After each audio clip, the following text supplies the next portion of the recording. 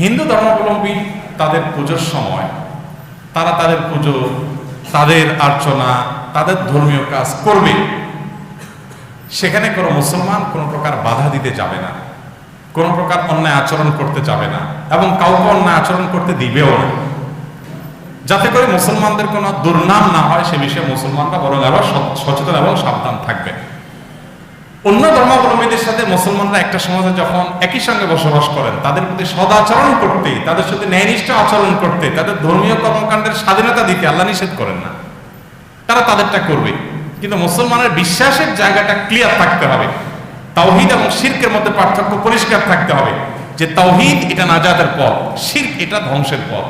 আমার ভাই শিরকে লিপ্ত, আমার বোন শিরকে লিপ্ত, আমার সেজন্য কষ্ট লাগবে, খারাপ লাগবে, কিন্তু তার ধর্মীয় স্বাধীনতা তাকে আমি দেব, লা ইকরাহা ফিদ্দীন, কোনো প্রকার অতিরঞ্জন বাড়াবাড়ি বা তার ক্ষতি সাধন করার সুযোগ ইসলাম আমাকে দেয়নি। এটা মাথায় রাখতে হবে। আমাদের সমাজে এই ক্ষেত্রে প্রান্তিকতা দেখা দেয়। কিছু মানুষ আছে যারা ধর্মীয় উদারতার নাম দিয়া উদাসীন হয়ে যায়। উদাসীন কি? উদাসীন হলো নিজের বিশ্বাস, নিজের আকীদা, ঈমান এগুলো সব কুরবানি করে একাকার হয়ে যায় পূজায় গিয়ে। আপনাকে পূজা গিয়ে একাকার হতে ইসলাম বলে নাই।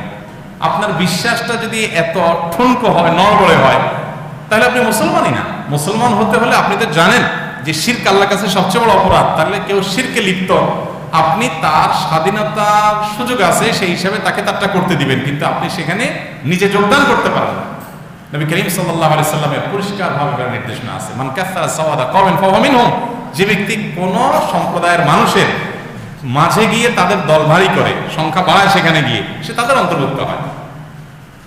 আব্দুল্লাহ মাসউদ রাদিয়াল্লাহু তাআলা পরিষ্কারভাবে কোথাও শিরক হলে সেখানে যেতে নিষেধ করেছেন। অতএব আমরা সেখানে গিয়ে মাখামাখি করা এটা উদারতা না, এটা উদাসীনতা। আপনার বিশ্বাস সম্পর্কে উদাসীনতা। আপনি মুখে বিশ্বাস যা করেন, কর্ম তার উল্টাটা করলেন। আপনি ঈমানদার, আপনি তাওহীদে বিশ্বাস করেন, আপনি শিরকে অবিশ্বাস করেন, শিরকে হারাম করেন, আপনি সেই শিরকে লিপ্ত হলেন, এটা জায়েজ নাই। অতএব এরপরে আমাদের দায়িত্বশীল হতে হবে এবং সচেতন হতে হবে। আমরা বাড়াবাড়ি ছাড়াছাড়ি দুটো মাঝামাঝি অবস্থানে থাকবো না। আমরা এরকম কোনো অন্যায় লিপ্ত হতে যাব যে তাদের কোনো কাজে আমরা বাধা দিব, আবার না সেখানে মিশে আমি একাকার হয়ে যাব। তাদেরটা তাদেরকে করতে দিব, স্বাধীনতা দিব, কিন্তু আমি সেখানে মাখামাখি করতে যাব না। সর্বশেষ প্রশ্ন, একজন পিতা তার ছেলেকে বলছিলেন যে তুমি যদি আমার অবাধ্য হও কিংবা আমার মতের বিরুদ্ধে বিবাহ করো তাহলে আমি তোমাকে ত্যায্য করব। পুত্র বাবার কথা শুনে না এবং তাকেই বিবাহ করে। বাবা তাকে ত্যায্য করে এবং বাবা তার সে পুত্রের কোনো সম্পদ দিয়ে যায় নাই, তার অন্য পুত্রকে দিয়ে গেছে। এখন ত্যায্য পুত্র কি সম্পদের হকদার হবে? দেখুন, সন্তানের জন্য বাবা মার অবাধ্য হওয়া সেটা গুনাহের কথা। সন্তান কেন বাবা মার অবাধ্য হয়েছে এই জন্য আল্লাহর কাছে জবাবদিহি তাকে করতে হবে যদি সে যৌক্তিক কোনো কারণ ছাড়া অবাধ্য হয়। কোথাও যদি বাবা বিবাহ করতে নিষেধ করেন আর সেখানে বিবাহ না করার মধ্যে বিশেষ কোনো ক্ষতি যদি না থাকে, তাহলে সেক্ষেত্রে বাবা মার সে আর্গুমেন্টটা মানা উচিত সন্তানের। কুফু বলতে একটা জিনিস আছে, অর্থাৎ সামঞ্জস্য। বিবাহের ক্ষেত্রে পারিবারিক সামঞ্জস্যের একটা ব্যাপার আছে। এখানে বাবা মা অভিভাবকদের সে থাকার অধিকার রেখেছে ইসলাম। আপনার মনে চাইলে একটা মেয়েকে প্রথম দিন বিয়ে করে ফেললেন, বাবা মা বাধা দিল, ইসলাম এটা বলে না। হ্যাঁ, বাইল কাগজে কলমে বিয়ে হয়তো হয়ে যাবে, আপনি একজন প্রাপ্তবয়স্ক পুরুষ হয়ে যাবে আপনার বিয়ে, কিন্তু কাজটা অন্যায় যে আপনার বাবা মার অবাধ্য হয়েছে। হ্যাঁ, যদি বাবা মা আপনাকে অযৌক্তিক কারণ নিষেধ করে, যেমন আপনি একটা দিনদার মেয়েকে বিয়ে করবেন, তারা দিনদারি চায় না, তারা দিনদারিকে অপছন্দ করে, তাহলে সেক্ষেত্রে বাবা মা কথা শোনা জরুরি না, আপনি দিনদার মেয়েকে বিয়ে করবেন।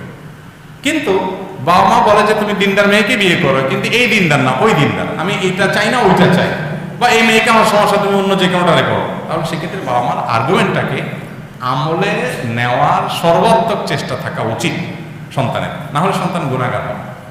সন্তান গুনাহগার হলে, ত্যায্য পুত্র হলে হয়তো সন্তান সম্পদ পাইল না, এর চেয়ে বেশি ক্ষতিগ্রস্ত হবে, কারণ সে আল্লাহর কাঠগড়ার আসামি হয়ে যাবে। এবার আসা যাক বাপের পার্টে। বাপের পার্টে আসলে বলবো, কোনো বাবা তার সন্তানকে ত্যায্য পুত্র করার সুযোগ ইসলামে নাই। প্রচলিত আইনে থাকতে পারে, ইসলামে ত্যায্য পুত্রের কোনো সিস্টেম নেই। ইসলামে সন্তান সন্ততি বা পরিবার পরিজন আত্মীয় স্বজন তাদেরকে ত্যায্য মানে ত্যাগ করার কোনো সুযোগ নেই। 3 দিন রাগ করে থাকতে পারেন, চিরকালের জন্য তোর সাথে আমার সম্পর্ক না, যা তোর আমি চিনি না, আমি তোর তুই আমার চিনিস না, এরকম সম্পর্ক ছিন্ন করা আত্মীয় স্বজনের সাথে কোনো যুক্তিতে কোনো কারণে ইসলাম কখনো জায়েজ করে নাই। এটা মাথায় রাখতে হবে।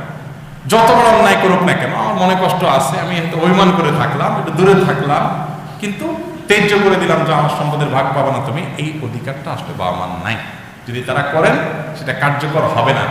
সন্তান হিসাবে মুসলমান হয়ে থাকলে হ্যাঁ, যদি সে ইসলাম ত্যাগ করে তাহলে সেক্ষেত্রে বাবা মার সম্পদ তার ভাগ পায় না। যদি মুসলমান থেকে থাকে, অন্য যত অন্যায় করুক না কেন, বাবা মার সম্পদে তার ভাগ থাকবে। যিনি প্রশ্ন করেছেন সম্ভবত তিনি ছেলে বা ছেলের পক্ষের কেউ। তার কাছে আমার প্রশ্ন হলো যে আপনি সম্পদের ভাগ পাবেন কি পাবেন না সেটার জন্য আপনার মাথা ব্যথা হলো, আপনি বাবার অবাধ্য হলেন যে তার জন্য গুনাহগার হবেন কিনা সেটা নিয়ে আপনি প্রশ্ন কেন করেন নাই? সম্পদের ভাগ না পাইলে লস কতদূর হবে? আপনি বাবার অবাধ্য হয়ে যদি গুনাহগার হন তার চাইতে লস তো অনেক বেশি হবে। এখান থেকে বোঝা যায় যে জাগতিক বিষয়টা আমাদের কাছে বড় হয়ে আসছে, দিন আমরা বুঝি নেই ভালো করে। আল্লাহ আমাদেরকে বোঝার তৌফিক দান।